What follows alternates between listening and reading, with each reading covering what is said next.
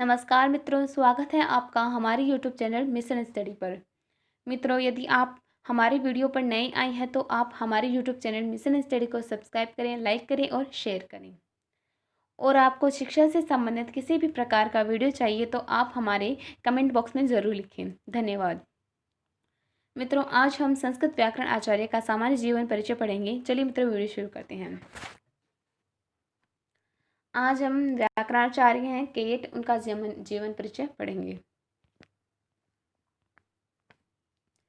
केएट केएट पतंजलि के व्याकरण भाष्य की प्रदीप नामक टीका के रचयिता हैं। आचार्य केएट जो हैं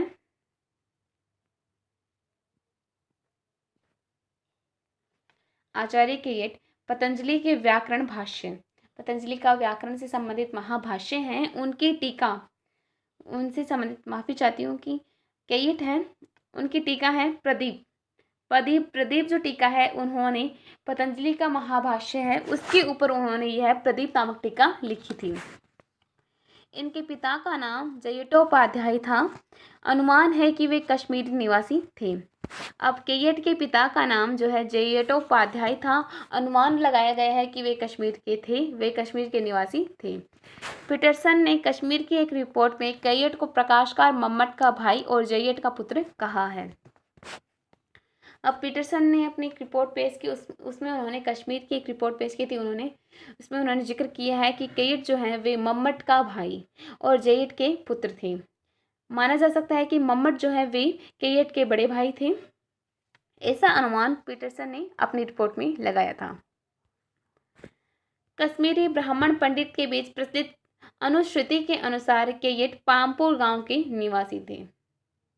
अब कुछ अनुश्रुतियां दी गई हैं, तो कश्मीरी ब्राह्मण पंडित उनकी अनुश्रुतियों के अनुसार केएट पामपुर गांव के निवासी थे। केएट कहाँ के निवासी थे? केएट जो हैं वे पामपुर गांव के निवासी थे।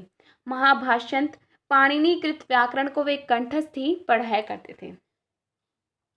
अब वे महर्षि पाणिनि द्वारा कृत हैं। महाभाष्यंत पाणिनिकृत व्याकरण को वे कंठस्थ पढ़ाया करते थे।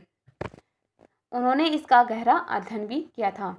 आर्थिक स्थिति दयनीय होने के कारण उन्हें उदर पोषण के लिए कृषि अधिकारियों के लिए शारीरिक श्रम करना पड़ता था।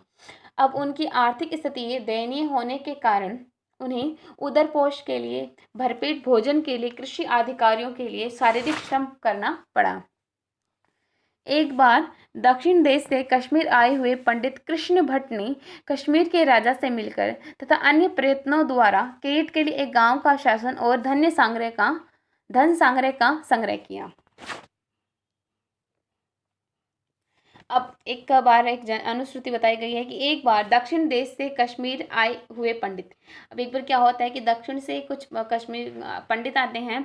उन्होंने कृष्ण भट्ट ने, उन पंडित का नाम है जो दक्षिण से आए थे, कृष्ण भट्ट। उन्होंने कश्मीर के राजा से मिलकर तथा अन्य प्रयत्न द्वारा केएट के लिए एक गांव का शासन और धन धान्य संग्रह किया, और उसे लेकर जब वे उसे समर्पित करने उनके यहाँ पहुंचे तो उन्होंने भिक्षा दान ग्रहण करना अस्वीकार कर दिया।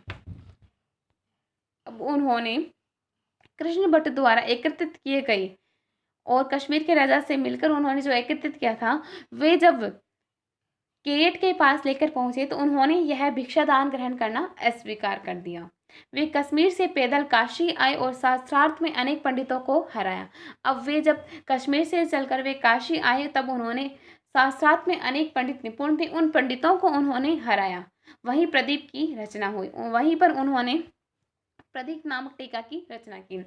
इस टीका ग्रंथ के संबंध में उन्होंने लिखा है कि उसका आधार भर्तृहरि वाक्यापदिकार की भाष्य टीका है। अब उन्होंने इस टीका ग्रंथ के संबंध में उन्होंने यह लिखा है कि भर्तृहरि वाक्यापदिकार की यह भाष्य टीका है जो अब पूर्ण रूप से अप्राप्य है। प्रदीप में स्थान स्थान पर पतंजलि और भर्तृहरि के स्फोटवाद का अच्छा दार्शनिक विवेचन हुआ है। अब जैसे कि आचार्य केएट हैं, उन्होंने अपने टीका ग्रंथ में महाकवि भर्तृहरि का वाक्यापदिकार की भाष्य टीका है, उनका भी उन्होंने वर्णन किया है।